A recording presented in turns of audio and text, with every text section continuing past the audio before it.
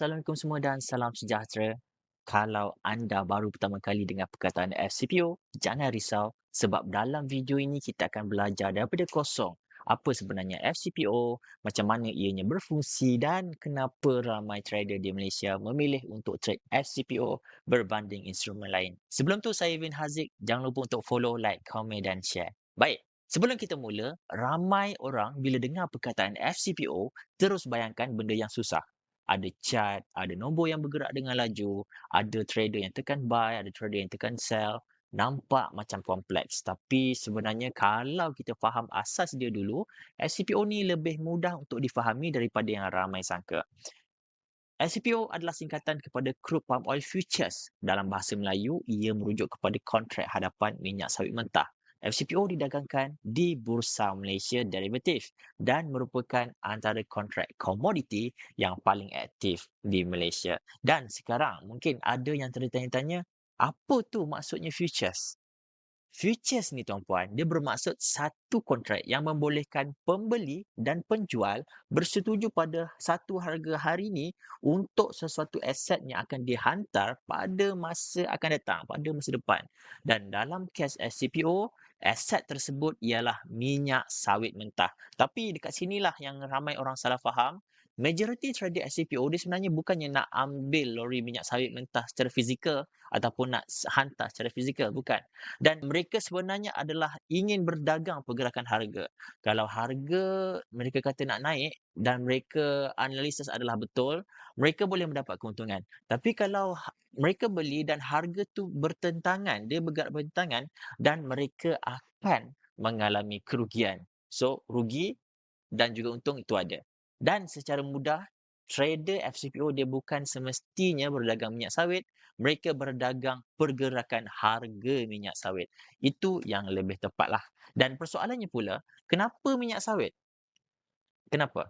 Sebab minyak sawit adalah merupakan salah satu komoditi yang paling penting dalam ekonomi Malaysia.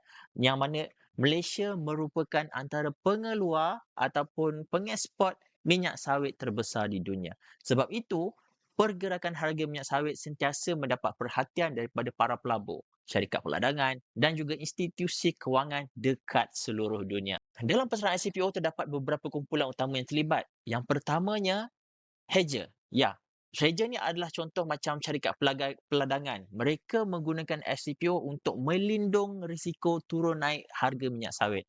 Kalau mereka bimbang harga jatuh pada masa akan datang, mereka boleh masuk ke pasaran FCPO sebagai nak hedging, dia nak lindung harga tersebut daripada uncertainty.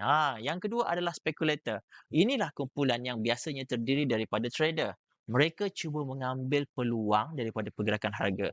Trader ni, mereka tak ada minyak ladang sawit, mereka tak ada menghasilkan minyak sawit, tapi mereka cuba nak generate keuntungan daripada pergerakan harga pasaran, naik turunnya tu. Dan mari kita lihat satu fakta penting. Satu kontrak SCPO sebenarnya dia mewakili 25 metrik tan minyak sawit mentah. Satu lot. Dan setiap pergerakan satu tik adalah bersamaan RM25 bagi satu kontrak.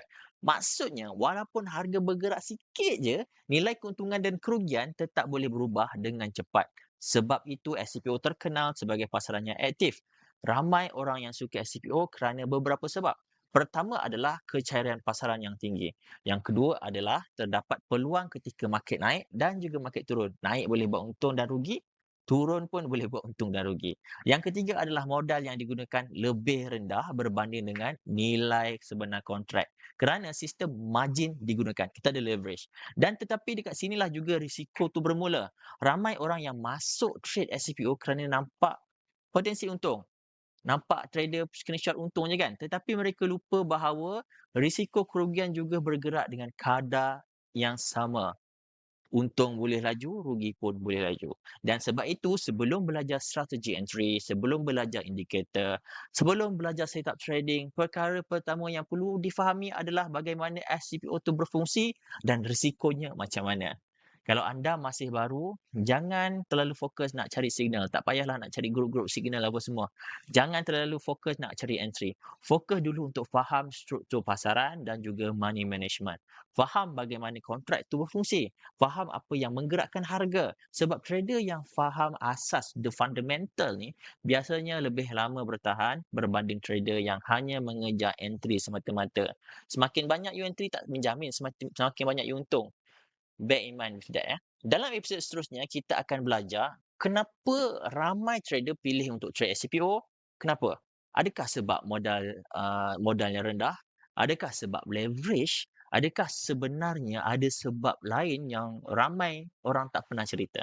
Anda nak tahu? Kita jumpa di video episod akan datang. Video yang saya buat ni bukan untuk saranan untuk membeli atau menjual. Tujuan perkongsian ini adalah untuk pendidikan dan kefahaman asas mengenai pasaran FCPO. Ingat, jangan lupa untuk follow, like, komen dan share. Tinggalkan komen di ruangan di bawah. Assalamualaikum dan salam sejahtera. Jumpa di video akan datang.